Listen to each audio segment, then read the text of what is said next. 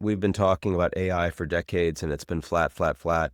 Didn't have the business model, wasn't attracting the money, wasn't transformative, suddenly is. The people that are most expert in this field that I know, even 3 years ago, most of them, not all, would have radically underpredicted the point where we are in right now. I mean, look, the Chinese did. Xi Jinping came out a while back and say that they wanted to be dominant in AI, but what was it, 2035? They took it on significantly as at least a strategic interest. The United States has now focused on a regulatory structure to try to respond to that and to contain the Chinese and to build up the U.S. and align countries with it in that area on compute and on data centers and the like.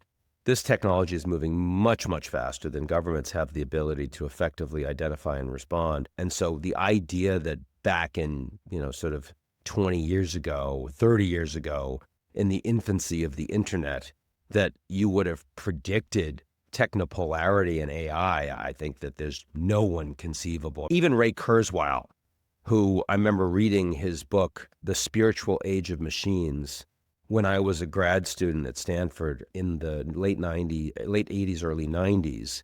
And he was incredibly prescient about what logarithmic returns will mean for technology, the global economy, and a little bit of society and politics.